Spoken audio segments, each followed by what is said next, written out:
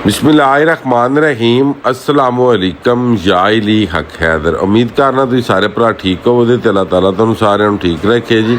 तो अज गल करनी जी सब नों पहलां दरियाए रावी, फिर सतलुज, चिनाब, झेलम, काबल ते एंड ते दरियाए सिंध दी। ठीक है जी। डेट हो गई जनाब भाई 2 अगस्त 8वां महीना 2025। टाइम जनाब मेरे को इस टाइम हो गया सुबह के 8 बज गए ने। ठीक है जी। अच्छा रावी जनाब मेरी जसर के मुकाम से पानी है 25,660 25,660 का निकास है। थले आ जाता है शदरा, तो शदरा को पानी है 16,576 तो 16,576 का ही निकास है।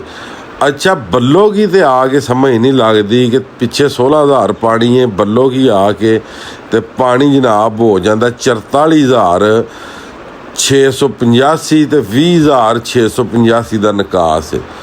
ठीक है जी।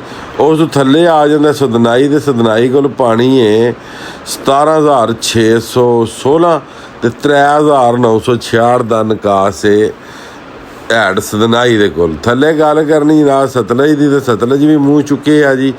सतलज GS वाला तो जाके पानी है 6,048 तो 6,048 का निकास है। थले जो सुलेमानकी को आउंदी है गेम तो उत्थे पानी हो जाता 20,745 तो 15,028 क्यूसक का बन जाता निकास।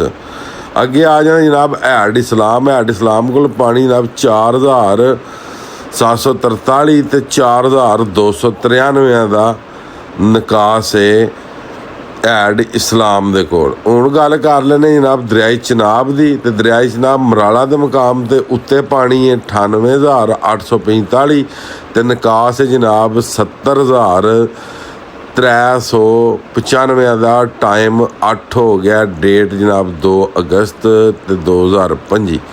ठीक है। अगे गल कर लेने जनाब खानकी, खानकी को पानी जनाब पहुँचे कल्ले वाला 1,07,036 तो निकास है जनाब 1,01,073 का।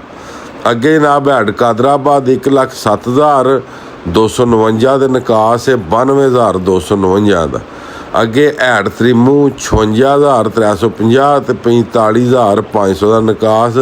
हैड त्रिमू भी पानी जोड़ा वे वो पहुँच गए है। अगे हैड पंजनाद 56,444 तो 42,044 का निकास है हैड पंजनाद। अगे जनाब मेरी दरियाए झेलम मंगला के मुकाम जनाब पानी 26,000 क्यूसक तो निकास है जनाब 7,000 क्यूसक का।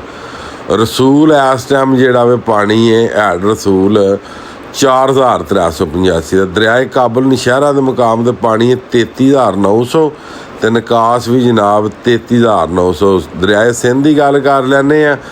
तरबेला दे पानी जोड़ा वे 1,58,000 निकास। कालाबाग 2,88,000 निकास। चश्मा 2,94,000 निकास। तौसा 3,04,000 निकास। गुड्डू 3,28,000 निकास।